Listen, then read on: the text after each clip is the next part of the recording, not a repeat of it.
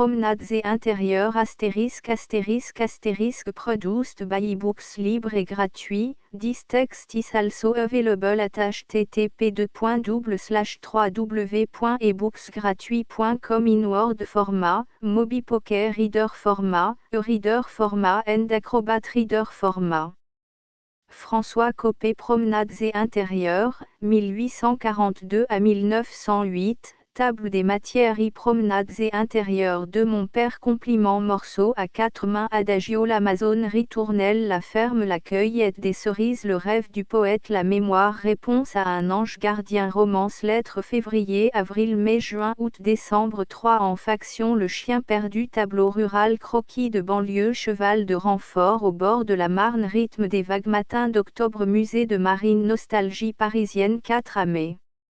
Jeunes camarades, aux équipiers du club nautique de Chatou écrit sur l'album des chats d'Henriette Raneuil promenades et intérieurs lecteurs, à toi sévère, graves historiens de ce que la plupart appelleraient des riens. Spectateur indulgent qui vit ainsi qu'on rêve, qui laisse s'écouler le temps et trouve brève cette succession de printemps et d'hivers, lecteur mélancolique et doux, à toi sévère.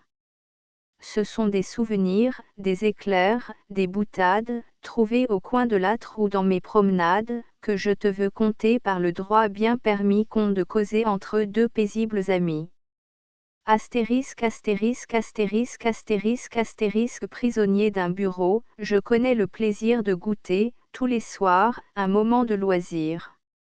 Je rentre lentement chez moi, je me délasse au cri des écoliers qui sortent de la classe, je traverse un jardin, où j'écoute, en marchant, les adieux que les nids font au soleil couchant, bruit pareil à celui d'une immense friture.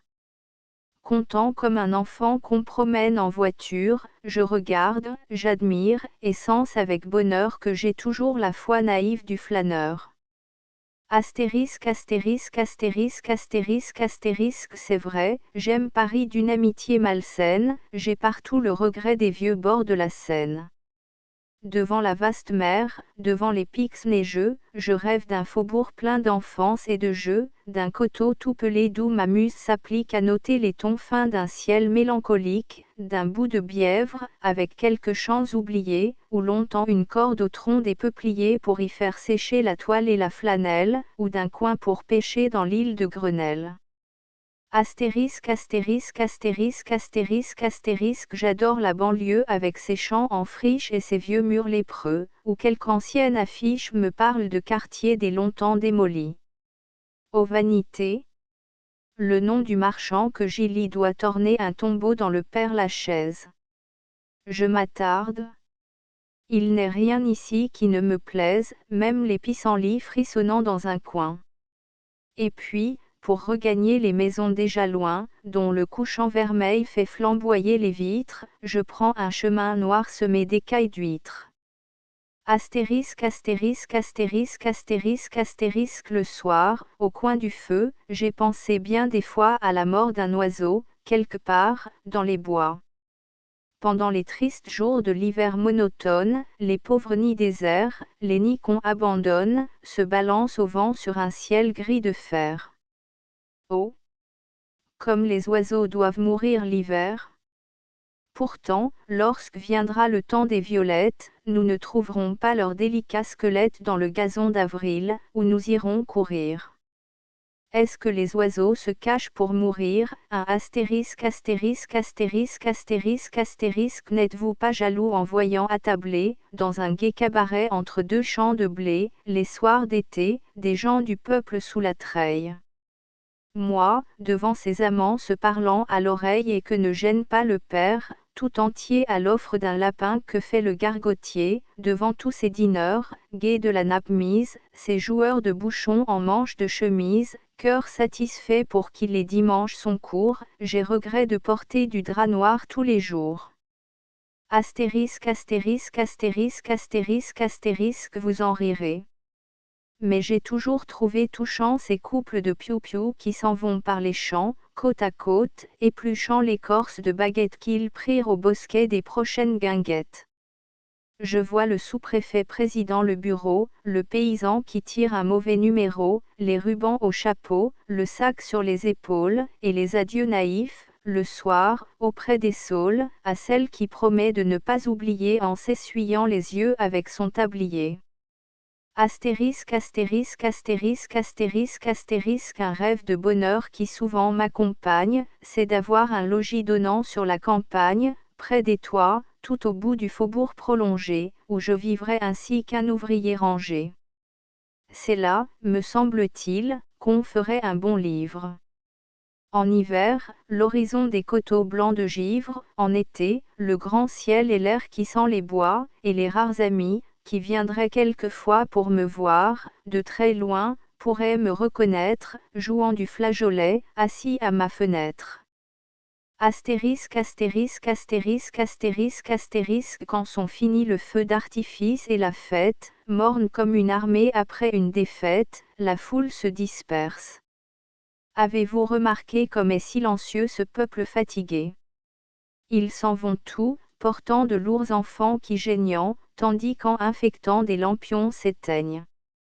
On n'entend que le rythme inquiétant des pas, le ciel est rouge, et c'est sinistre, n'est-ce pas? Ce fourmillement noir dans ces étroites rues qu'assombrit le regret des splendeurs disparues. Astérisque, astérisque, astérisque, astérisque, astérisque. C'est un boudoir meublé dans le goût de l'Empire, jaune, tout en velours d'Utrecht. On y respire le charme un peu vieillot de l'abbaye au bois, croix d'honneur sous un verre et petit meuble droit, deux portraits, une dame en turban qui regarde un pompeux colonel des lanciers de la garde en grand costume, peint par le baron Gérard, plus une harpe auprès d'un piano des rares, qui dut accompagner bien souvent, j'imagine, ce qu'Alonso disait à la tendre Imogine. Astérisque, astérisque, astérisque, astérisque, astérisque. Champêtre et lointain quartier, je vous préfère sans doute par les nuits d'été, quand l'atmosphère s'emplit de l'odeur forte et tiède des jardins, mais j'aime aussi vos bals en plein vent d'où, soudain, s'échappent les éclats de rire à pleine bouche, les polkas, le hochet des cruchons qu'on débouche, les gros verres trinquant sur les tables de bois, et, parmi le chaos des rires et des voix et du vent fugitif dans les ramures noires, le grincement rythmé des lourdes balançoires. Astérisque, astérisque, astérisque, astérisque, astérisque. Le grand Montrouge est loin, et le dur charretier a mené sa voiture à Paris, au chantier, pleine de lourds moellons, par les chemins de boue, et voici que, marchant à côté de la roue, il revient, écoutant, de fatigue abreuvée, le pas de son cheval qui frappe le pavé. Et moi, j'envie, au fond de mon cœur, ce pauvre homme, car lui, du moins, il a bon appétit, bon somme, il vit sa rude vie ainsi qu'un animal, et l'automne qui vient ne lui fait pas de mal. Astérisque, astérisque, astérisque, astérisque, astérisque. J'écris près de la lampe. Il fait bon. Rien ne bouge. Toute petite, en noir, dans le grand fauteuil rouge, tranquille auprès du feu, ma vieille mère est là, elle songe sans doute au mal qui m'exila loin d'elle, l'autre hiver, mais sans trop d'épouvante, car je suis sage et reste au logis, quand il vente. Et puis, se souvenant qu'en octobre la nuit peut fraîchir, vivement et sans faire de bruit, elle met une bûche au foyer plein de flammes. Ma mère, soit bénie entre toutes les femmes. Astérisque, astérisque, astérisque, astérisque, astérisque. Volupté des parfums. Oui, toute odeur est fait. Si j'épluche, le soir, une orange échauffée, je rêve de théâtre et de profonds décors. Si je brûle un fagot, je vois, sonnant leur corps, dans la forêt d'hiver les chasseurs faire halte. Si je traverse enfin ce brouillard que l'asphalte répand, infect et noir, autour de son chaudron, je me crois sur un quai parfumé de goudron, regardant s'avancer, blanche, une goélette parmi les diamants de la mer violette. Astérisque, astérisque, astérisque, astérisque, astérisque. Noces du samedi. Noces où l'on s'amuse, je vous rencontre au bois où ma flâneuse muse entend venir de loin les cris facétieux des femmes en bonnet et des gars en messieurs qui leur donnent le bras en fumant un cigare, tandis qu'en un bosquet le marié s'égare, souvent imberbe et jeune, ou parfois mûr et veuf, et tout fier de sentir sur sa manche en drap neuf, chef d'œuvre d'un tailleur-concierge de Montrouge, sa femme, en robe blanche, étalait sa main rouge. Astérisque, astérisque, astérisque, astérisque, astérisque, l'école. Des murs blancs, des gradins noirs, et puis un Christ en bois orné de 2 rameaux de buis. La sœur de Charité, rose sous sa cornette, fait la classe, tenant sous son regard honnête 20 fillettes du peuple en simple bonnet rond. La bonne sœur. Jamais on ne lit sur son front l'ennui de répéter les choses 100 fois dites. Et, sur les premiers bancs, où sont les plus petites, elle ne veut pas voir tous les yeux épier un hanneton captif marchant sur du papier. Astérisque, astérisque, astérisque, astérisque, astérisque. Depuis que son garçon est parti pour la guerre, la veuve met les 2 couverts comme naguère, sert la soupe, remplit un grand verre de vin, puis, sur le seuil, attend qu'un envoyé divin, un pauvre, passe là pour qu'elle le convie. Il en vient tous les jours.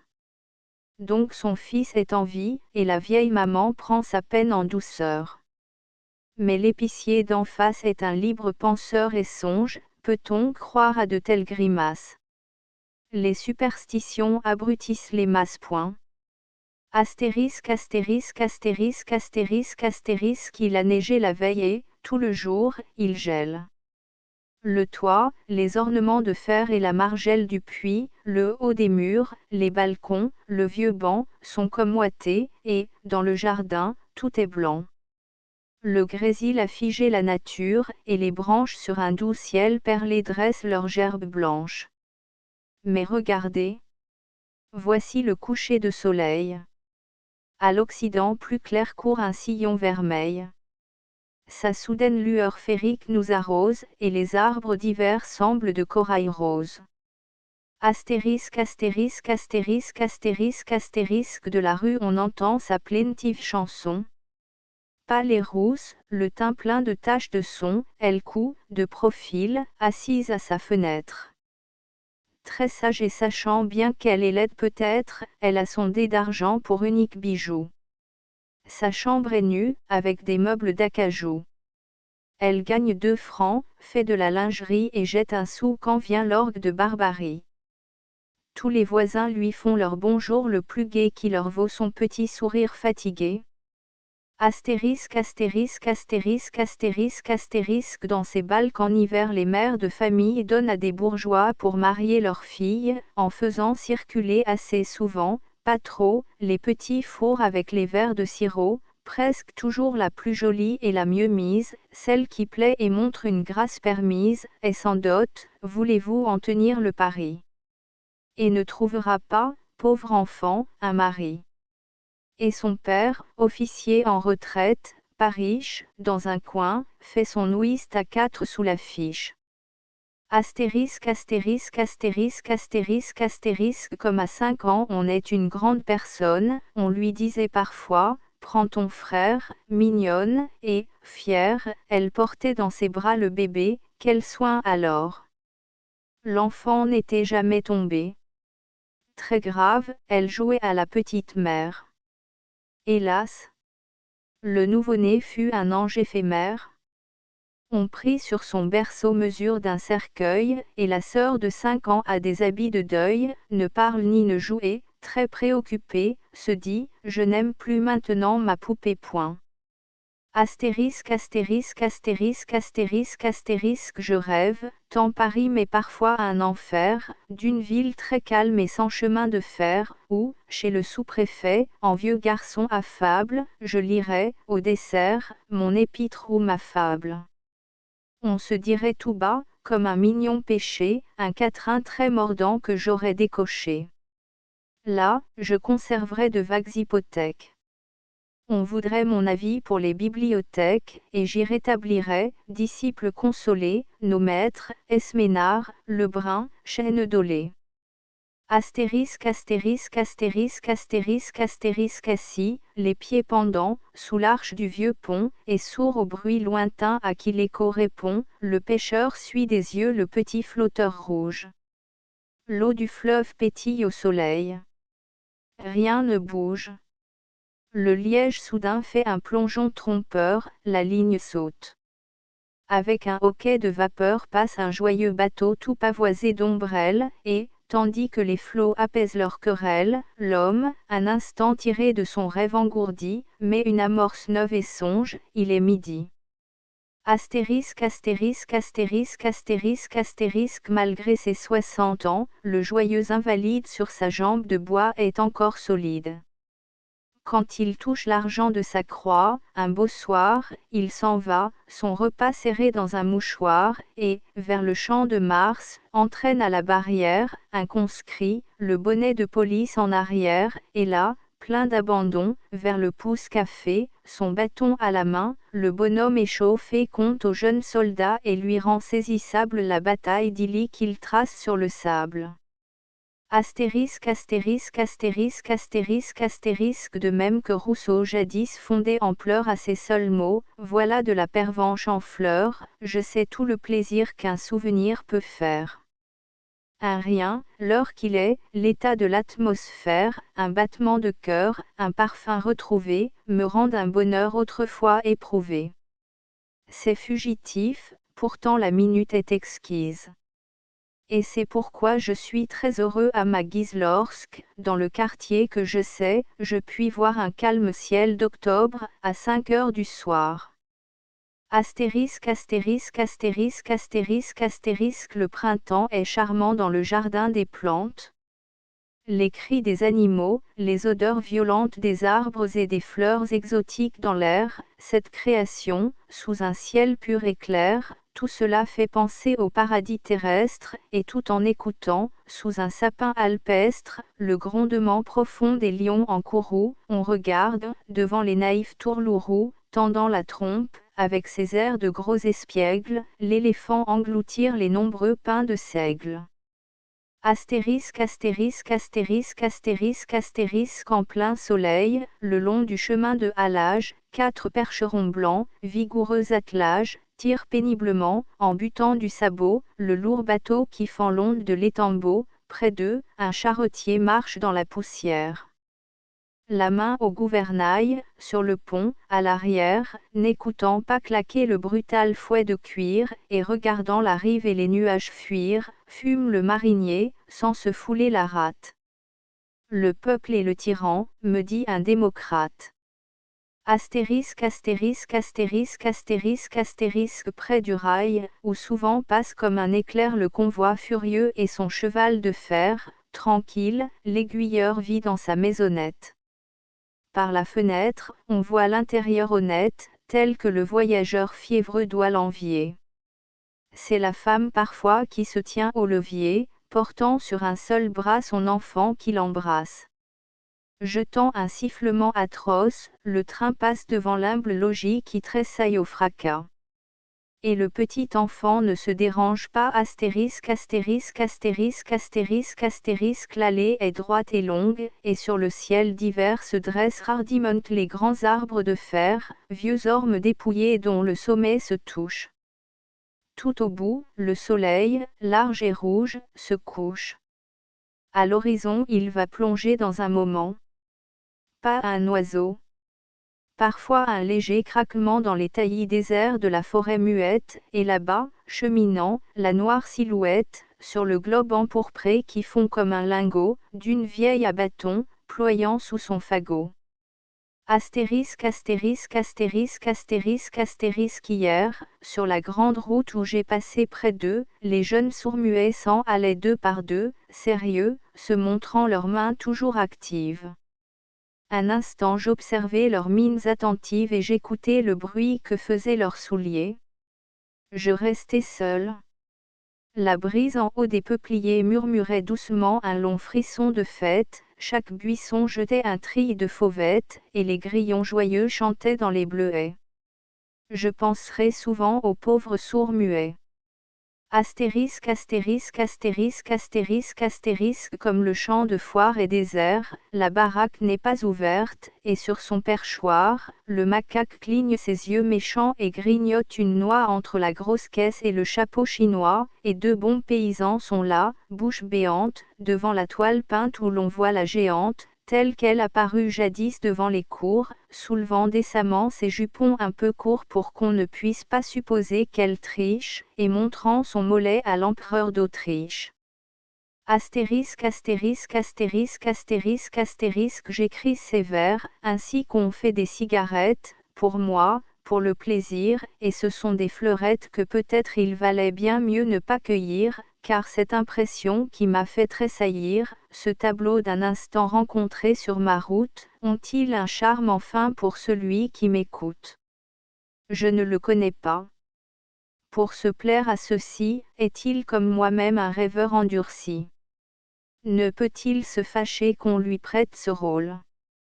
Fi donc. Lecteur, tu lis par-dessus mon épaule.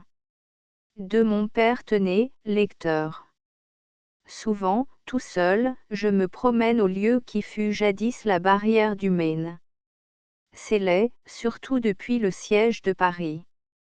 On a planté d'affreux arbustes rabougris sur ces longs boulevards où naguère des ormes de 200 ans croisaient leurs ramures énormes. Le mur d'octroi n'est plus, le quartier se bâtit. Mais c'est là que jadis, quand j'étais tout petit, mon père me menait, enfant faible et malade, par les couchants d'été faire une promenade. C'est sur ces boulevards déserts, c'est dans ce lieu que cet homme de bien, pur, simple et craignant Dieu, qui fut bon comme un saint, naïf comme un poète, et qui, bien que très pauvre, eut toujours l'âme en fête, au fond d'un bureau sombre après avoir passé tout le jour, se croyant assez récompensé par la douce chaleur qu'au cœur nous communique la main d'un dernier-né, la main d'un fils unique, c'est là qu'il me menait. Tous deux nous allions voir les longs troupeaux de bœufs marchant vers l'abattoir, et quand mes petits pieds étaient assez solides, nous poussions quelquefois jusqu'aux Invalides, où, mêlés aux badauds descendus des faubourgs, nous suivions la retraite et les petits tambours. Et puis enfin, à l'heure où la lune se lève, nous prenions pour rentrer la route la plus brève, on montait au 5e étage, lentement, et j'embrassais alors mes 3 sœurs et maman, assises et cousant auprès d'une bougie. Eh bien, quand m'abandonne un instant l'énergie, quand m'accable par trop le spleen décourageant, je retourne, tout seul, à l'heure du couchant, dans ce quartier paisible où me menait mon père, et du cher souvenir toujours le charme opère. Je songe à ce qu'il fit, cet homme de devoir, ce pauvre fier et pur, à ce qu'il dut avoir de résignation patiente et chrétienne pour gagner notre pain, tâche quotidienne, et se priver de tout, sans se plaindre jamais. Au chagrin qui me frappe alors je me soumets, et je sens remonter à mes lèvres surprises les prières qu'il m'a dans mon enfance apprises. Compliment tous ces jours-ci, mes chers lecteurs, je désirais, tel un petit garçon qui, frisé tout exprès, présente son rouleau noué d'un ruban rose, vous offrir un joli compliment vers ou prose pour l'an qui, cette nuit, naquit et commença. Mais, quand j'étais enfant pas plus haut que ça. Dans ce genre déjà je n'ai pas fait merveille. Le texte qu'à l'école on nous donnait, la veille, et qu'il fallait, le soir, au logis copier, m'effrayait. J'ai noirci, depuis, bien du papier, mais c'était mes débuts dans la littérature. Ces phrases, réclamant ma plus belle écriture, étaient alors, pour moi, pleines de mots d'auteur. Sur mon grand tabouret, pour être à la hauteur du pupitre, j'avais un Boist en 2 volumes, devant moi, sur la table, un encrier, des plumes, plus un Bristol orné d'un beau feston doré et fleuri d'un petit bouquet peinturluré. Devant ce grand travail, que j'étais mal à l'aise. Fallait-il adopter la bâtarde ou l'anglaise? Que faire? Je mouillais ma plume avec effroi, je songeais au tableau du passage Jouffroy, où M. Favarge émit 3 ans de sa vie, chef-d'œuvre et dernier mot de la calligraphie, qui montre aux gens, par un tel art humilié, le lion d'Androclès, en plein, et délié, et le dosseron, roulant les yeux, tirant la langue, je transcrivais alors ma petite reine. Pas mal le, cher parent, à qui je dois le jour. Mais, lorsque j'arrivais au cœur rempli d'amour, comment écrire cœur? cœur, un mot difficile. Je m'agitais et, comme un petit imbécile, je me mettais, avec des gestes consternés, de l'encre au bout des doigts, de l'encre au bout du nez. Alors, j'étais perdu. Les fautes d'orthographe pleuvaient. Je signais mal et ratais mon paraphe, et sur mes beaux souhaits de joie et de santé je laissais choir enfin un monstrueux pâté. C'était affreux. Pourtant, plein d'une angoisse énorme, le lendemain, avec ce manuscrit informe, quand je me présentais devant mes bons parents, ils prenaient le papier, ouvraient les yeux tout grands, s'écriaient « c'est superbe » et, sans dédain ni maose, embrassaient tendrement leur fils sur les 2 joues. Oui, ma page illisible, ils semblaient l'admirer. Et l'on ouvrait l'armoire, et j'en voyais tirer des trésors, un tambour, un fusil à capsule. Et je m'en emparais, joyeux et sans scrupule, ne sachant pas alors pour l'enfant tout est beau pourquoi mon père avait toujours un vieux chapeau et pourquoi la maman, sainte parmi les saintes, portait des gants flétris et des jupes reteintes. Aux humbles, comme moi nés dans la pauvreté, je souhaite d'abord avec sincérité, quand la nouvelle année entreprend sa carrière, le pain quotidien de la vieille prière, et puis, pour qu'ils ne soient jamais trop malheureux, je leur souhaite encore de bien s'aimer entre eux. Du pain et de l'amour. Tout est là. Le pauvre homme n'a vraiment pas le droit de trop se plaindre, en somme, si, du berceau d'osier au cercueil de sapin, toute sa vie, il a de l'amour et du pain. Mes honnêtes parents n'eurent pas davantage, mais la bonté régnait dans leur cœur sans partage. Des sentiments profonds ils ont connu le prix, et, si je sais aimer, c'est qu'ils me l'ont appris. Est-elle riche, donnant de splendides étrennes, n'éprouvent pas leur joie en ces heures sereines, quand ils payaient, ayant épargné quelques sous, mon mauvais compliment par de pauvres joujoux. Mes amis, en ce jour qui groupe la famille, si cher que soit le pain, si peu que le feu brille, épanouissez-vous, ne devenez pas durs. Quand les enfants viendront vous tendre leur front pur, à défaut de cadeaux, comblez-les de caresses. Entretenez en eux le foyer des tendresses, comme, en soufflant dessus, on rallume un charbon. Le méchant souffre, et presque aucun homme n'est bon que grâce au souvenir de son enfance aimée, dont son âme demeure à jamais parfumée. Morceau à 4 mains le salon s'ouvre sur le parc où les grands arbres, d'un vert sombre, unissent leurs rameaux en arc sur les gazons qu'ils baignent d'ombre. Si je me retourne soudain dans le fauteuil où j'ai pris place, je revois encore le jardin qui se reflète dans la glace, et je goûte l'amusement d'avoir, à gauche comme à droite, 2 parcs, pareils absolument, dans la porte et la glace étroite. Par un jeu charmant du hasard, les 2 jeunes sœurs, très exquises, pour jouer un peu de Mozart, au piano se sont assises. Comme les 2 parcs du décor, elles sont tout à fait pareilles, les 4 mêmes bijoux d'or scintillent à leurs 4 oreilles. J'examine autant que je veux, grâce aux yeux baissés sur les touches, la même fleur sur leurs cheveux, la même fleur sur leurs 2 bouches, et parfois, pour mieux regarder, beaucoup plus que pour mieux entendre, je me lève et viens m'accouder au piano de palissandre. Adagio, la rue était déserte et donnait sur les champs.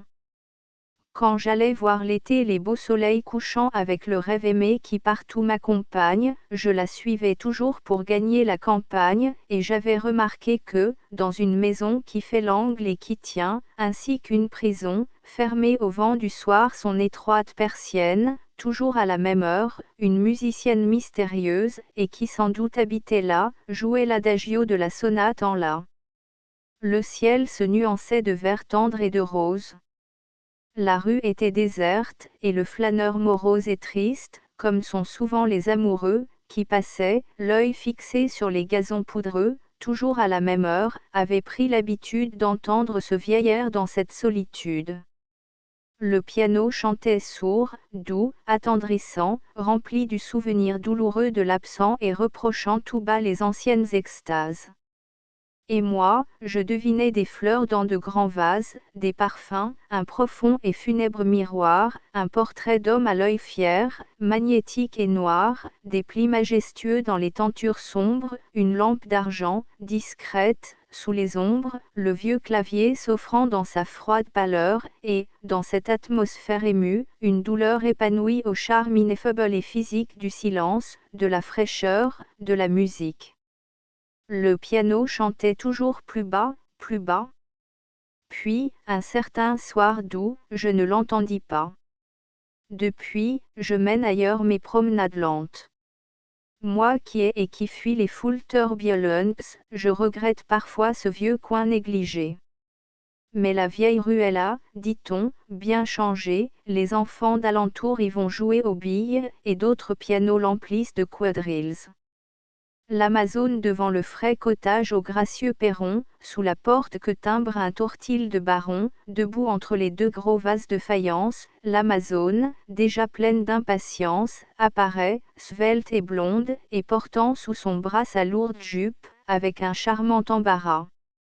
Le fin drap noir étreint son corsage, et le moule, le mignon chapeau d'homme, autour duquel s'enroule un voile blanc, lui jette une ombre sur les yeux.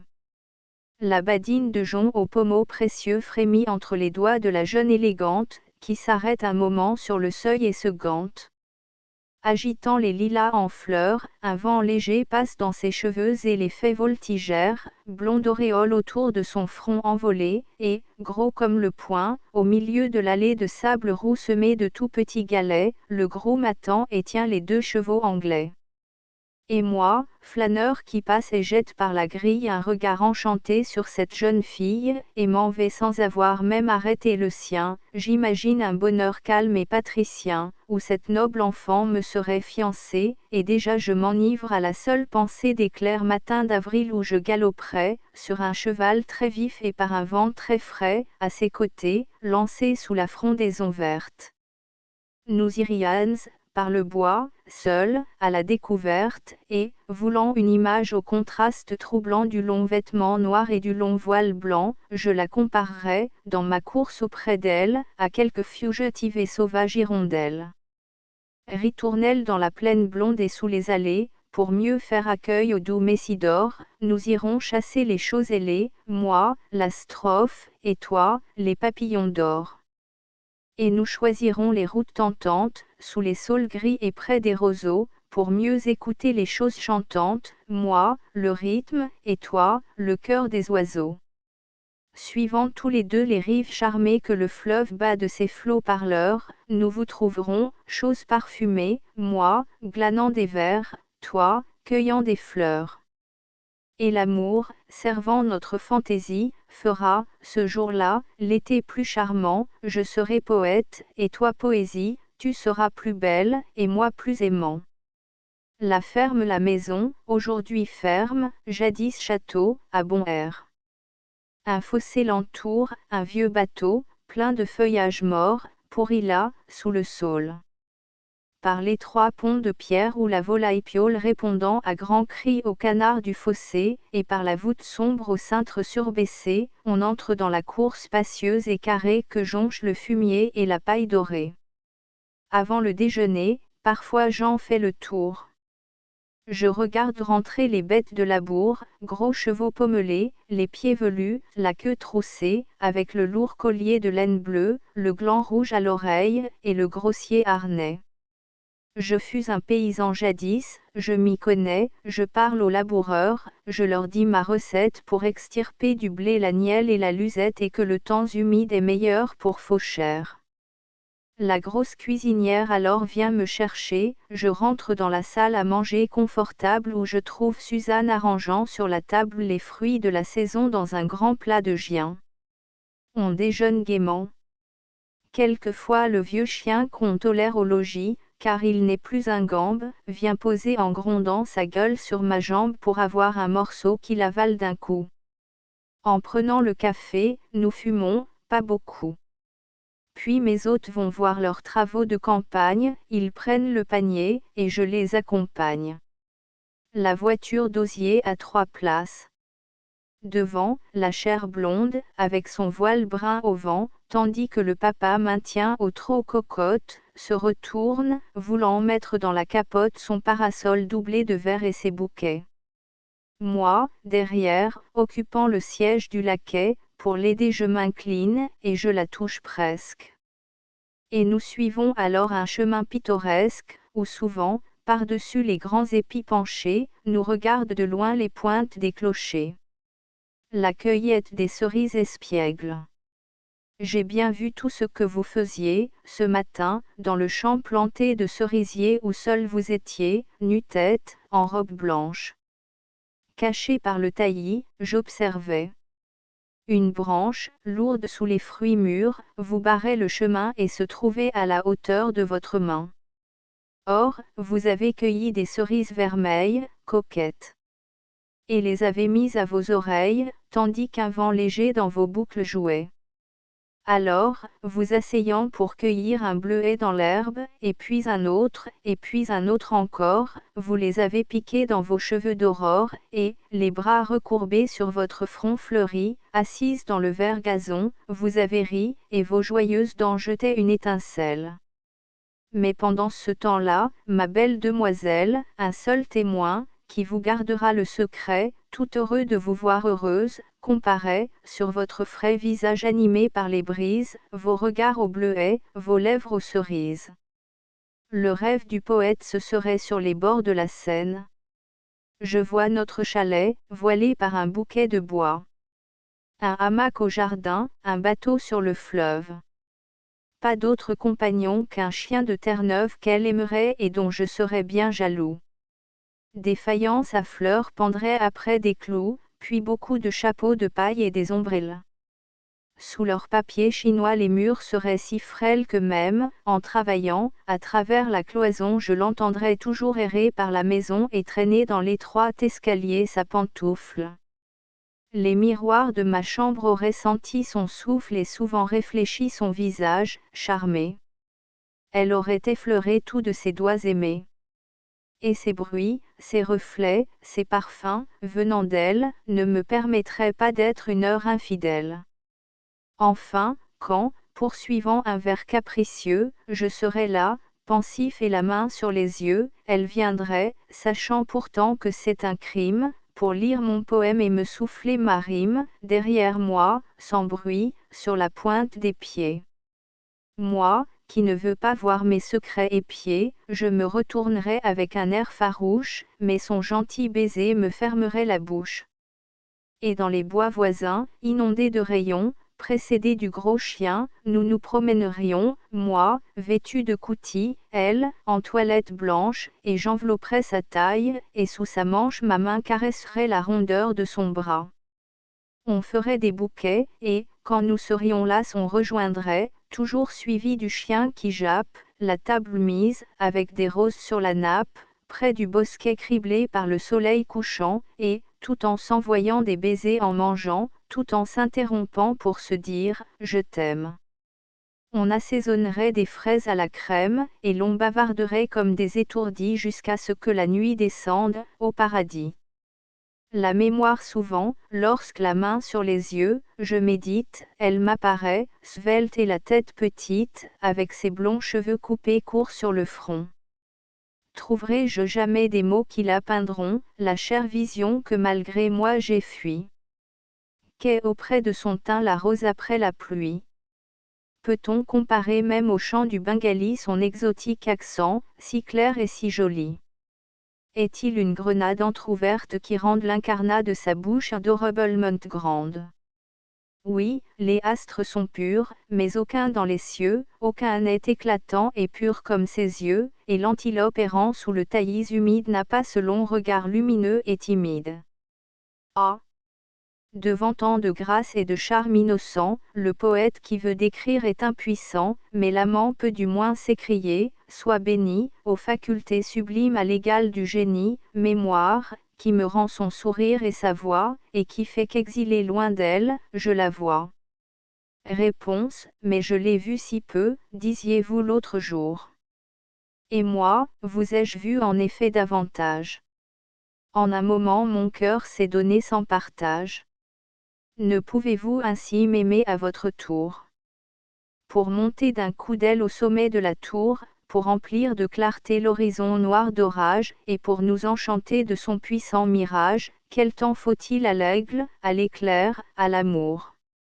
Je vous ai vu à peine, et vous m'êtes ravi. Mais à vous mériter je consacre ma vie et du sombre avenir j'accepte le défi. Pour s'aimer faut-il donc tellement se connaître, puisque, pour allumer le feu qui me pénètre, chère âme, un seul regard de vos yeux a suffi. À un ange gardien mon rêve, par l'amour redevenu chrétien, t'évoque à ses côtés, ô doux ange gardien, divin et pur esprit, compagnon invisible qui veille sur cette âme innocente et paisible. N'est-ce pas, beau soldat des phalanges de Dieu, qui, pour la protéger, fait toujours, en tout lieu, sur l'adorable enfant planer ton ombre ailée, que ta chaste personne est moins immaculée, que ton regard, reflet des immenses azeuses, et que le feu qui brille à ton front, sont moins purs, dans leur sublime essence au paradis conquise, que le cœur virginal de cet enfant exquise. Ô toi qui de la voir a toujours la douceur, bel ange, n'est-ce pas qu'elle est comme ta sœur? Ô céleste témoin qui sait que sa pensée par une humble prière au matin commencée dans ses rêves du soir est plus naïve encore, n'est-ce pas qu'en voyant s'abaisser ses cils d'or sur ses yeux ingénus comme ceux des gazelles, tu t'étonnes parfois qu'elle n'ait pas des ailes? Romance quand vous me montrez une rose qui s'épanouit sous l'azur, pourquoi suis-je alors plus morose? Quand vous me montrez une rose, c'est que je pense à son front pur. Quand vous me montrez une étoile, pourquoi les pleurs, comme un brouillard, sur mes yeux jettent-ils leur voile? Quand vous me montrez une étoile, c'est que je pense à son regard. Quand vous me montrez l'hirondelle qui part jusqu'au prochain avril, pourquoi mon âme se meurt elle quand vous me montrez l'hirondelle, c'est que je pense à mon exil. L'être non, ce n'est pas en vous, un idéal, que j'aime, c'est vous tout simplement, mon enfant, c'est vous-même. Tel Dieu vous a faite, et tel je vous veux. Et rien ne m'éblouit, ni l'or de vos cheveux, ni le feu sombre et doux de vos larges prunelles, bien que ma passion ait pris sa source en elle. Comme moi, vous devez avoir plus d'un défaut, pourtant c'est vous que j'aime et c'est vous qu'il me faut. Je ne poursuis pas là de chimères impossibles, non, non. Mais seulement, si vous êtes sensible aux sentiments profonds, purs, fidèles et sacrés, que j'ai conçus pour vous et que je garderai, et si nous triomphons de ce qui nous sépare, le rêve, cher enfant, où mon esprit s'égare, c'est d'avoir à toujours chérir et protéger vous comme vous voilà, vous sans y rien changer. Je vous sais le cœur bon, vous n'êtes point coquette, mais je ne voudrais pas que vous fussiez parfaite, et le chagrin qu'un jour vous me pourrez donner, j'y tiens pour la douceur de vous le pardonner. Je veux joindre, si j'ai le bonheur que j'espère, à l'ardeur de l'amant l'indulgence du Père et devenir plus doux quand vous me ferez mal. Voyez, je ne mets pas en vous un idéal, et de l'humanité je connais la faiblesse, mais je vous crois assez de cœur et de noblesse pour espérer que, grâce à mon effort constant, vous m'aimerez un peu, moi qui vous aime tant. Février hélas. Dis-tu, la froide neige recouvre le sol et les eaux, si le bon Dieu ne les protège, le printemps n'aura plus d'oiseaux. Rassure-toi, tendre peureuse, les doux chanteurs n'ont point péri. Sous plus d'une racine creuse ils ont un chaud et sûr abri. Là, se serrant l'un contre l'autre et blottis dans l'asile obscur, pleins d'un espoir pareil au nôtre, ils attendent l'avril futur, et, malgré la bise qui passe et leur jette en vain ses frissons, ils répètent à voix très basse leurs plus amoureuses chansons. Ainsi, ma mignonne adorée, mon cœur où rien ne remuait, avant de t'avoir rencontrée, comme un sépulcre était muet, mais quand ton cher regard y tombe, aussi pur qu'un premier beau jour, tu fais jaillir de cette tombe tout un essaim de chants d'amour. Avril lorsqu'un homme n'a pas d'amour, rien du printemps ne l'intéresse, il voit même sans allégresse, hirondelle, votre retour, et, devant vos troupes légères qui traversent le ciel du soir, il songe que d'aucun espoir vous n'êtes pour lui messagère. Chez moi ce spleen a trop duré, et quand je voyais dans les nues les hirondelles revenues, chaque printemps, j'ai bien pleuré. Mais, depuis que toute ma vie a subi ton charme subtil, mignonne, aux promesses d'avril je m'abandonne et me confie. Depuis qu'un regard bien-aimé a fait refleurir tout mon être, je vous attends à ma fenêtre, chère voyageuse de mai. Venez, venez vite, hirondelles, repeuplez l'azur calme et doux, car mon désir qui va vers vous s'accuse de n'avoir pas d'aile. Mais depuis un mois, cher exilé, loin de mes yeux tu t'en allas, et j'ai vu fleurir les lilas avec ma peine inconsolée. Seul, je fuis ce ciel clair et beau dont l'ardent effluve me trouble, car l'horreur de l'exil se double de la splendeur du renouveau. En vain j'entends contre les vitres, dans la chambre où je m'enfermais, les premiers insectes de mai heurter leurs maladroits élytres, en vain le soleil a souri, au printemps je ferme ma porte et veux seulement qu'on m'apporte un rameau de lilas fleuri, car l'amour dont mon âme est pleine retrouve, parmi ses douleurs, ton regard dans ses chères fleurs et dans leur parfum ton haleine. Juin dans cette vie où nous ne sommes que pour un temps sitôt fini, l'instinct des oiseaux et des hommes sera toujours de faire un nid, et d'un peu de paille ou d'argile tous veulent se construire, un jour, un humble toit, chaud et fragile, pour la famille et pour l'amour. Par les yeux d'une fille d'Ève mon cœur profondément touché avait fait aussi ce doux rêve d'un bonheur étroit et caché. Rempli de joie et de courage, à fonder mon nid je songeais, mais un furieux vent d'orage vient d'emporter tous mes projets, et sur mon chemin solitaire je vois, triste et le front courbé, tous mes espoirs brisés à terre comme les œufs d'un nid tombé. Août par les branches désordonnées le coin des temps est abrité, et la pousse en liberté campanules et graminées. Caché par le tronc d'un sapin, j'y vais voir, quand midi flamboie, les petits oiseaux pleins de joie se livrer au plaisir du bain. Aussi vifs que des étincelles, ils sautillent de l'onde au sol, et l'eau, quand ils prennent leur vol, tombe en diamants de leurs ailes. Mais mon cœur lassé de souffrir en les admirant les envie, eux qui ne savent de la vie que chanter, aimer et mourir. Décembre le hibou parmi les décombres hurle, et décembre va finir, et le douloureux souvenir sur ton cœur jette encore ses ombres. Le vol de ces jours que tu nombres, l'aurais-tu voulu retenir? Combien seront, dans l'avenir, brillants et purs, et combien, sombres? Laisse donc les ans s'épuiser. Que de larmes pour un baiser, que d'épines pour une rose. Le temps qui s'écoule fait bien, et mourir ne doit être rien, puisque vivre est si peu de choses. 3 en faction sur le rempart, portant mon lourd fusil de guerre, je vous revois, pays que j'explorais naguère, Montrouge, Gentilly, vieux hameaux oubliés qui cachaient vos toits bruns parmi les peupliers. Je respire, surpris, sombre ruisseau de Bièvre, ta forte odeur de cuir et tes miasmes de fièvre. Je vous suis du regard, pauvre coteau pelé, tels encore que jadis je vous ai contemplés, et dans ce ciel connu, mon souvenir s'étonne de retrouver les tons exquis d'un soir d'automne, et mes yeux sont mouillés des larmes de l'adieu. Car mon rêve a souvent erré dans ce milieu que va bouleverser la dure loi du siège. Jusqu'ici j'allongeais la chaîne de mon piège, triste captif, ayant Paris pour ma prison, longtemps ce fut ici pour moi tout l'horizon, ici j'ai pris l'amour des couchants verts et roses, penché dès le matin sur des papiers moroses, dans une chambre où ma fantaisie étouffait, c'est ici que souvent, le soir, j'ai satisfait, à cette heure où la nuit monte au ciel et le gagne, mon désir de lointain, d'air libre et de campagne. Me reprochera Théon, dans cet affreux moment, un regret pour ce coin misérable et charmant. Car il va disparaître à tout jamais. Sans doute, les boulets vont couper les arbres de la route, et l'humble cabaret où je me suis assis, incendié déjà, fume au pied du glacis, dans ce champ dépouillé, morne comme une tombe, il croule, abandonné. Regardez. Une bombe a crevé ces vieux murs qui gênaient pour le tir, et, tel que mon regret qui ne veut pas partir, se brûlant au vieux toit, quelques pigeons fidèles l'entourent, en criant, de leurs battements d'ailes.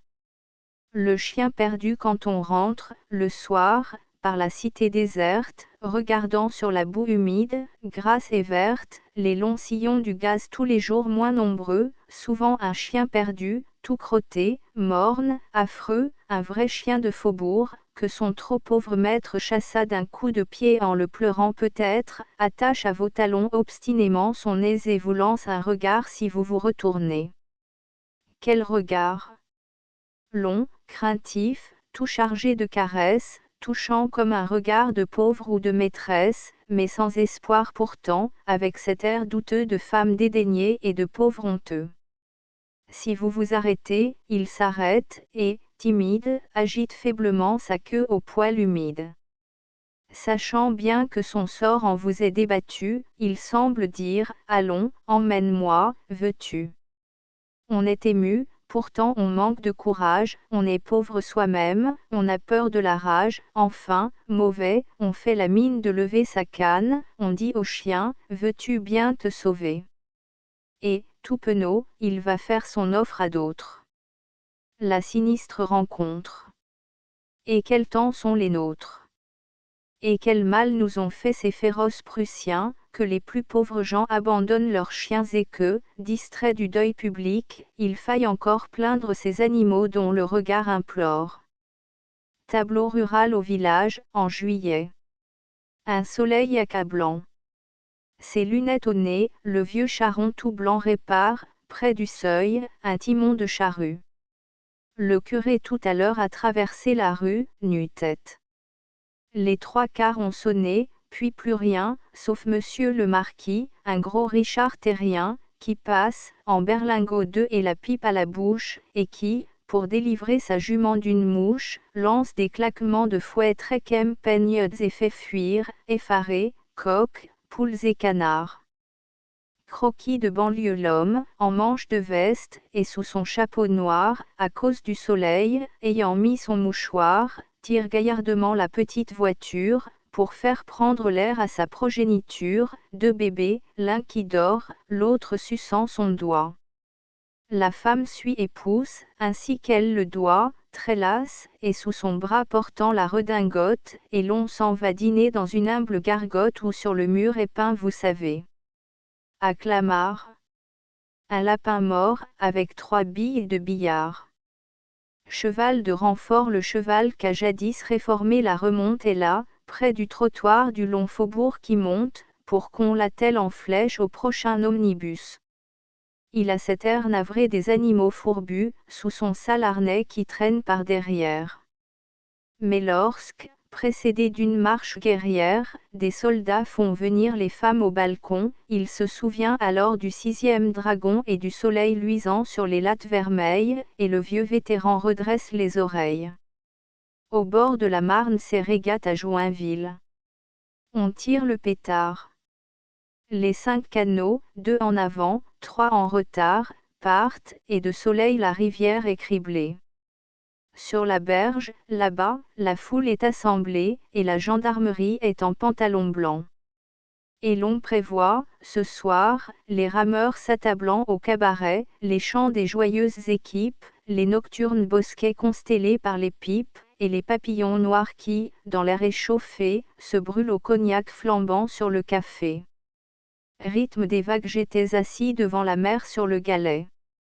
Sous un ciel clair, les flots d'un azur violet, après s'être gonflés en accourant du large, comme un homme accablé d'un fardeau sans décharge, se brisaient devant moi, rythmés et successifs. J'observais ces paquets de mer lourds et massifs qui marquaient d'un hurrah leur chute régulière et puis se retiraient en râlant sur les pierres. Et ce bruit m'enivrait, et pour écouter mieux je me voilais la face et je fermais les yeux. Alors, en entendant les lames sur la grève boulianer et courir, et toujours, et sans trêve s'écrouler en faisant ce fracas cadencé, moi, l'humble observateur du rythme, j'ai pensé qu'il doit être en effet une chose sacrée, puisque celui qui sait, qui commande et qui crée, n'a tiré du néant ses moyens musicaux, ses falaises au roc creusées par les échos, ces sonores cailloux, ces stridents coquillages, incessamment heurtés et roulés sur les plages par la vague, pendant tant de milliers d'hivers. que pour que l'océan nous récitât des vers. Matin d'octobre, c'est l'heure exquise et matinale que rougit un soleil soudain. À travers la brume automnale tombent les feuilles du jardin. Leur chute est lente. On peut les suivre du regard en reconnaissant le chêne à sa feuille de cuivre, l'érable à sa feuille de sang. Les dernières, les plus rouillées, tombent des branches dépouillées, mais ce n'est pas l'hiver encore. Une blonde lumière arrose la nature, et, dans l'air tout rose, on croirait qu'il neige de l'or. Musée de marine au Louvre, je vais voir ces délicats modèles qui montrent aux oisifs les richesses d'un port, je connais l'armement des vaisseaux de haut bord et la voilure des avisos hirondelles. J'aime cette flottille avec ses bagatelles, le carré d'océan qui lui sert de support, ses petits canons noirs se montrant au sabord, et ses mille haubans fins comme des dentelles. Je suis un loup de mer et sais apprécier le blindage de cuivre et les ancres d'acier, car tous ces riens de bois, de ficelle et de liège m'ont souvent fait trouver les dimanches bien courts. Et, forçat de Paris dès longtemps pris au piège, c'est là que j'ai rêvé le voyage au long cours. Nostalgie parisienne, bon Suisse expatrié, la tristesse te gagne, loin de ton Alpe blanche aux éternels hivers, et tu songes alors auprès de fleurs couverts, à la corne du Pâtre, au loin, dans la montagne. Lassé parfois, je fuis la ville comme un bagne, et son ciel fin, miré dans la Seine aux flots verts. Mais c'est là que mes yeux d'enfant se sont ouverts, et le mal du pays me prend, à la campagne. Le vrai fils de Paris ne regrette pas moins le relent du pavé que, toi, l'odeur des foins. Montagnard nostalgique, il faut que tu le saches, mon cœur, comme le tien, fidèle et casanier, souffre en exil, et l'air strident du fontainier me ferait fondre en pleurs ainsi qu'un rens des vaches. 4 à mes jeunes camarades, aux équipiers du club nautique de Chatou jadis, la Seine était verte et pure à Saint-Ouen, et, dans cette banlieue aujourd'hui sale et rêche, j'ai canoté, j'ai même essayé de la pêche. Le lieu semblait alors champêtre. Que c'est loin. On dînait là. Le beurre, au cabaret du coin, était rance, et le vin fait de bois de Campêche. Mais les charmants retours, sur l'eau, dans la nuit fraîche, quand, sur les prés fauchés, flottait l'odeur du foin. Oh! Quels vieux souvenirs et comme le temps marche! Pourtant je vois encore le couchant, sous une arche, refléter ses rubis dans les flots miroitants.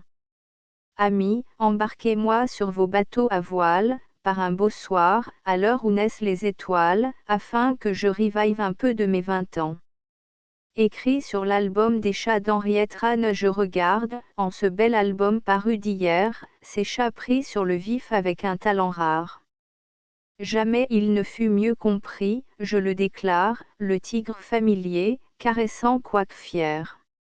Vos félins sont exquis, Henriette Rane. Je les admirais, non sans orgueil, les compare au charmant angora dont mon logis se pare et qui vient de vêtir sa fourrure d'hiver. Comme vous, pour les chats j'ai tant de sympathie. Chez moi, j'ai vu régner de longues dynasties de ces rois fainéants au pelage soyeux, et, dans mon calme coin de vieux célibataire, toujours les chats prudents, les chats silencieux promènent leur beauté, leur grâce et leur mystère. Un Calonne McCullough a repris ce vers pour le titre de son roman Les oiseaux se cachent pour mourir. 2 voitures à cheval. End of Project Gutenberg S. Promenades et intérieurs, by François Copé. Astérisque astérisque astérisque End of the Project Gutenberg ebook Promenades et intérieurs astérisque astérisque astérisque Updated editions will replace the previous one. The all editions will be renamed. Creating the works from print editions not protected by US copyright law means that no one owns the United States copyright in these works, so the Foundation, and you, can copy and distribute it in the United States without permission and without paying copyright royalty. Special rule, set forth in the general terms of use part of this license, apply to copying and distributing Project Gutenberg symbol marque commerciale electronic works to protect the Project Gutenberg symbol marque commerciale concept and trademark. Project Gutenberg is a registered trademark, and may not be used if you charge for an ebook, except by following the terms of the trademark license, including paying royalty for use of the Project Gutenberg trademark. If you do not charge anything for copy of this ebook, complying with the trademark license is very easy. You may use this ebook for nearly any purpose such as creation of derivative works, report, performance and research. Project Gutenberg ebooks may be modified and printed and given away. You may do practically anything in the United States with ebooks not protected by US copyright law. Redistribution is subject to the trademark license, especially commercial redistribution. Start, full license. The full Project Gutenberg license. Please read this before you distribute or use this work to protect the Project Gutenberg symbol marque commerciale mission of promoting the free distribution of electronic works, by using or distributing this work, or any other work associated in any way with the phrase Project Gutenberg. You agree to comply with all the terms of the full Project Gutenberg symbol marque commerciale license available with this file or online at www.gutenberg.org/licence. Section 1. General Terms of Use and Redistributing Project Gutenberg symbol marque commerciale electronic works. 1.a By reading or using any part of this Project Gutenberg symbol marque commerciale electronic work, you indicate that you have read, understand, agree to and accept all the terms of this license and intellectual property, trademark/copyright, agreement. If you do not agree to abide by all the terms of this agreement, you must cease using and return or destroy all copy of Project Gutenberg symbol marque commerciale electronic works in your possession. If you paid a fee for obtaining a copy of or access to a Project Gutenberg symbol marque commerciale electronic work and you do not agree to be bound by the terms of this agreement, you may obtain a refund from the person or entity to whom you paid the fee as set forth in paragraph 1.e.8. 1.b Project Gutenberg is a registered trademark.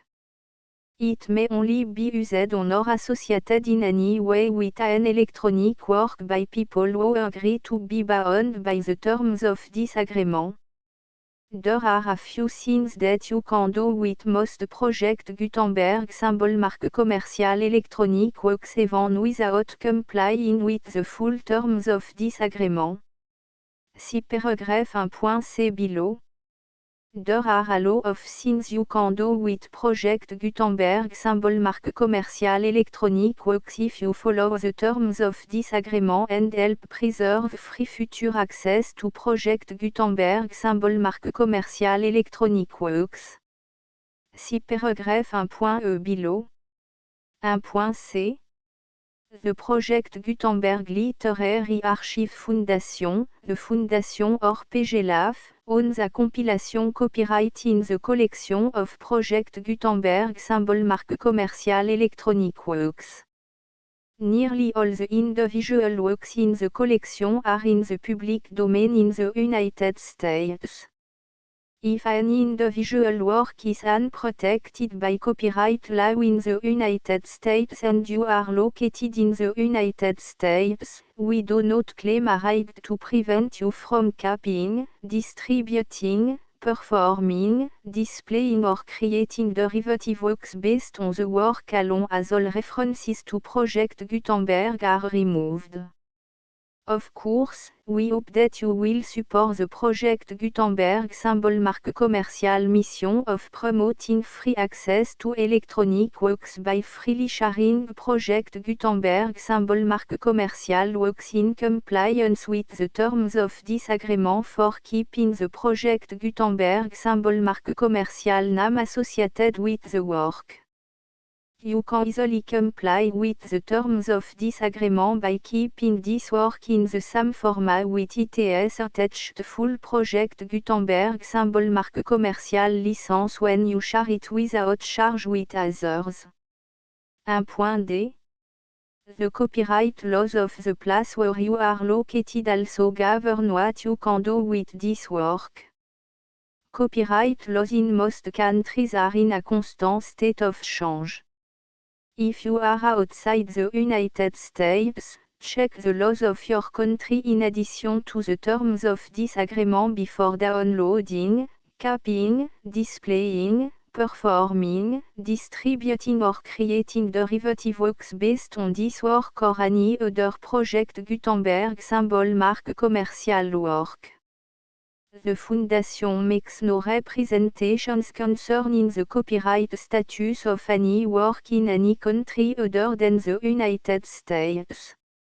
1.e Unless you have removed all references to Project Gutenberg. 1.e.1 The following sentence, with active links to, or other immediate access to, the full Project Gutenberg symbol marque commercial license must appear prominently whenever any copy of a Project Gutenberg symbol marque commercial work, any work on which the phrase Project Gutenberg appears, or with which the phrase Project Gutenberg is associated, is accessed, displayed, performed, viewed, copied or distributed. This ebook is for the use of anyone anywhere in the United States and most other parts of the world at no cost and with almost no restriction whatsoever. You may copy it, give it away or reuse it under the terms of the Project Gutenberg license included with this ebook or online at www.gutenberg.org. If you are not located in the United States, you will have to check the laws of the country where you are located before using this ebook. 1.e.2 If an individual project Gutenberg symbol marque commercial electronic work is derived from texts not protected by US copyright law, does not contain a notice indicating that it is posted with permission of the copyright holder, the work can be copied and distributed to anyone in the United States without paying any fees or charge. If you are redistributing or providing access to a work with the phrase Project Gutenberg associated with or appearing on the work, you must comply either with the requirements of paragraphs 1.e.1 through 1.e.7 or obtain permission for the use of the work and the Project Gutenberg symbol marque commercial trademark as set forth in paragraphs 1.e.8 or 1.e.9. 1.e.3 If an individual project Gutenberg symbol marque commercial electronic work is posted with the permission of the copyright holder, your use and distribution must comply with both paragraphs 1.e.1 through 1.e.7 and any additional terms imposed by the copyright holder. Additional terms will be linked to the Project Gutenberg symbol marque commercial license for all works posted with the permission of the copyright holder found at the beginning of this work.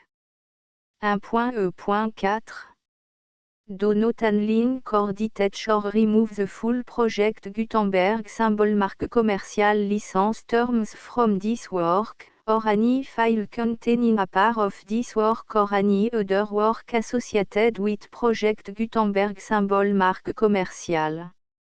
1.e.5 Do not copy, display, perform, distribute or redistribute this electronic work, or any part of this electronic work, without permanently displaying the sentence set forth in paragraph 1.e.1 with active links or immediate access to the full terms of the project Gutenberg symbol marque commerciale licence. 1.e.6 You may convert to and distribute this work in any binary, compressed, marked up, non-proprietary or proprietary form, including any word processing or hypertext form.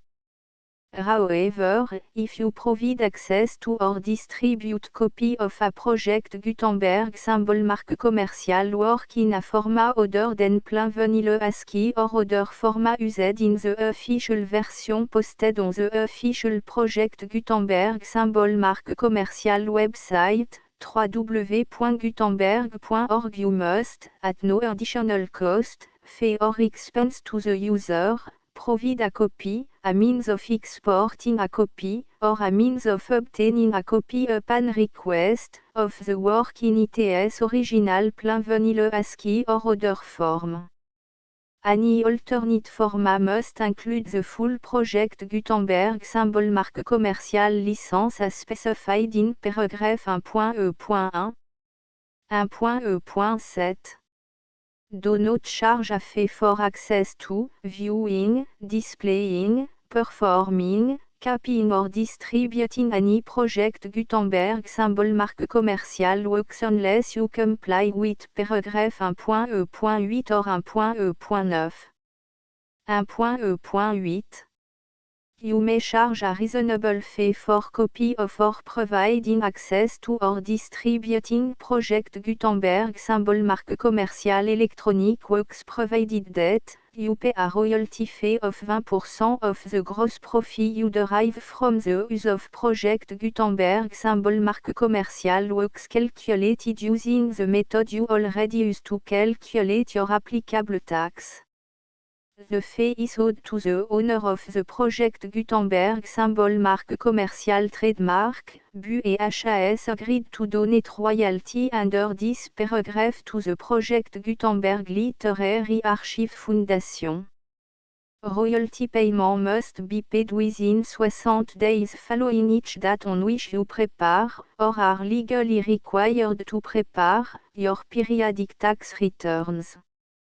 Royalty payment should be clearly marked association to the project Gutenberg Literary Archive Foundation at the address specified in section 4, Information about donation to the project Gutenberg Literary Archive Foundation.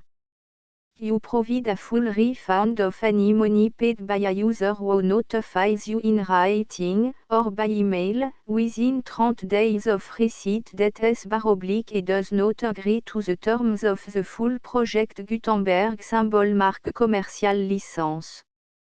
You must require such a user to return or destroy all copy of the works possessed in a physical medium and discontinue all use of and all access to other copy of project Gutenberg symbol marque commercial works.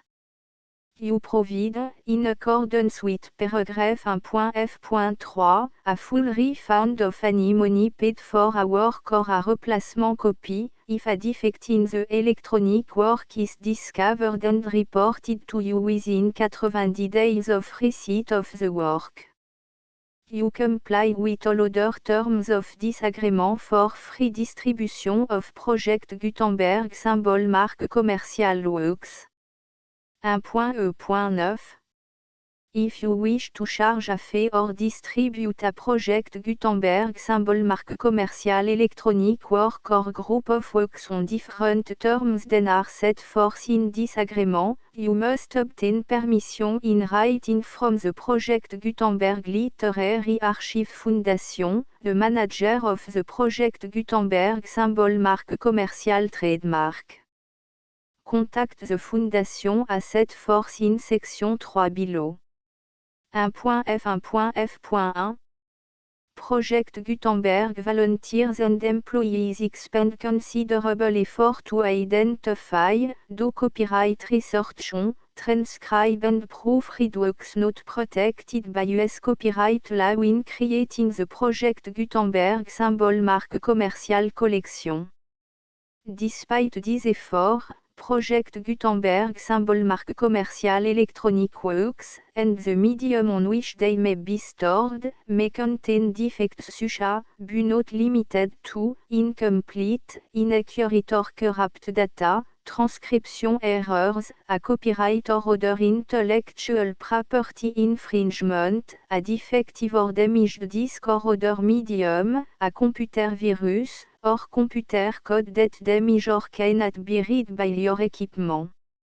1.f.2 Limited warranty, disclaimer of damage, except for the right of replacement or refund described in paragraph 1.f.3, the Project Gutenberg Literary Archive Foundation, the owner of the Project Gutenberg symbol marque commercial trademark, and any other party distributing a Project Gutenberg symbol marque commercial electronic work under this agreement, disclaim all liability to you for damages, costs and expenses, including legal fees. You agree that you have no remedy for negligence, strict liability, breach of warranty or breach of contract except those provided in paragraph 1.f.3. You agree that the Foundation, the trademark owner, and any distributor under this agreement will not be liable to you for actual, direct, indirect, consequential, punitive or incidental damages even if you give notice of the possibility of such damage. 1.f.3 Limited right of replacement or refund, if you discover a defect in this electronic work within 90 days of receiving it, you can receive a refund of the money, if any, you paid for it by sending a written explanation to the person you received the work from. If you received the work on a physical medium, you must return the medium with your written explanation. The person or entity that provided you with the defective work may elect to provide a replacement copy in lieu of a refund. If you received the work electronically, the person or entity providing it to you may choose to give you a second opportunity to receive the work electronically in lieu of a refund. If the second copy is also defective, you may demand a refund in writing without further opportunities to fix the problem. 1.f.4 Except for the limited right of replacement or refund set forth in paragraph 1.f.3, this work is provided to you as, with no other warranties of any kind, express or imply, including but not limited to warranties of merchantability or fitness for any purpose. 1.f.5 Some states do not allow disclaimers of certain implied warranties or the exclusion or limitation of certain type of damages. If any disclaimer or limitation set forth in this agreement violates the law of the state applicable to this agreement, the agreement shall be interpreted to make the maximum disclaimer or limitation permitted by the applicable state law. The invalidity or unenforceability of any provision of this agreement shall not void the remaining provision. 1.f.6 Indemnity, you agree to indemnify and hold the Foundation, the trademark owner, any agent or employee of the Foundation, anyone providing copy of Project Gutenberg symbol marque commercial electronic works in accordance with this agreement, and any volunteers associated with the production, promotion and distribution of Project Gutenberg symbol marque commercial electronic works, harmless from all liability, costs and expenses, including legal fees, that arise directly or indirectly from any of the following which you do or cause to occur. A. Distribution of this or any project Gutenberg symbol marque commerciale work. B. Alteration, modification, or addition or deletions to any project Gutenberg symbol marque commerciale work. And C. Any defective cause. Section 2. Information about the mission of Project Gutenberg symbol marque commerciale. Project Gutenberg symbol marque commerciale is synonymous with the free distribution of electronic works in format readable by the widest variety of computer including obsolete, old, middle-aged and new computer. It exists because of the effort of hundreds of volunteers and donations from people in all walks of life. Volunteers and financial support to provide volunteers with the assistance they need are critical to reaching Project Gutenberg symbol marque commerciale's goals and ensuring that the Project Gutenberg symbol marque commerciale collection will remain freely available for generations to come. In 2001, the Project Gutenberg Literary Archive Foundation was created to provide a secure and permanent future for Project Gutenberg symbol marque commerciale and future generations. To learn more about the Project Gutenberg Literary Archive Foundation and how your efforts and donations can help, see section 3 and 4 and the Foundation information page at www.gutenberg.org. Section 3. Information about the Project Gutenberg Literary Archive Foundation. The Project Gutenberg Literary Archive Foundation is a non-profit 501, c3, educational corporation organized under the laws of the state of Mississippi and granted tax-exempt status by the Internal Revenue Service. The Foundation SEIN or Federal Tax Identification Number is 64 à 6 221 541. Contribution to the Project Gutenberg Literary Archive Foundation are tax deductible to the full extent permitted by U.S. federal laws and your state's laws.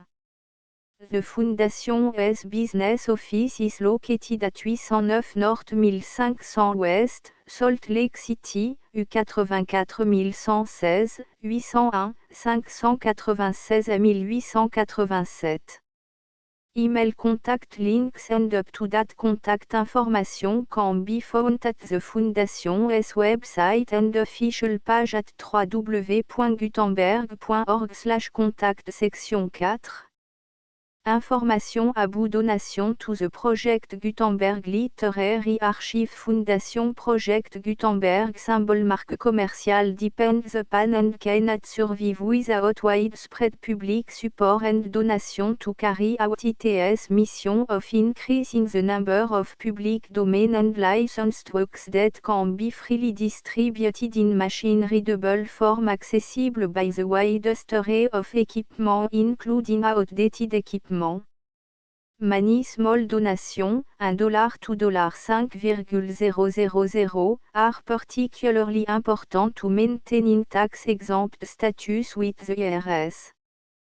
The Foundation is committed to complying with the laws regulating charities and charitable donations in all 50 states of the United States. Compliance requirements are not uniform and it takes a considerable effort, much paperwork and money fees to meet and keep up with these requirements. We do not solicit donations in locations where we have not received written confirmation of compliance. To send donation or determine the status of compliance for any particular state, visit www.gutenberg.org/donate. While we cannot and do not solicit contribution from states where we have not met the solicitation requirements, we know of no prohibition against accepting unsolicited donation from donors in such states who approach us with offers to donate. International donations are gratefully accepted, but we cannot make any statements concerning tax treatment of donation received from outside the United States. US laws alone swamp for small staff. Please check the Project Gutenberg web page for current donation methods and addresses. Donations are accepted in a number of other ways including checks, online payments and credit card donations. To donate, please visit www.gutenberg.org/donate. Section 5. Général information about Project Gutenberg symbol marque commerciale électronique works. Professor Michael S. R. was the originator of the Project Gutenberg symbol marque commerciale concept of a library of electronic works that could be freely shared with anyone. For 40 years, he produced and distributed Project Gutenberg symbol marque commerciale e-books with only a loose network of volunteer support. Project Gutenberg symbol marque commerciale e-books are often created from several printed editions, all of which are confirmed and not protected by copyright in the US unless a copyright notice is included. Thus, we do not necessarily keep e-books in compliance with any particular paper edition. Most people start at our website which has the main page search facility, www.gutenberg.org. This website includes information about Project Gutenberg symbol marque commerciale, including how to make donation to the Project Gutenberg Literary Archive Foundation, how to help produce our new ebooks, and how to subscribe to our email newsletter to read about new ebooks. Promenade et intérieur I234 The full Project Gutenberg licence.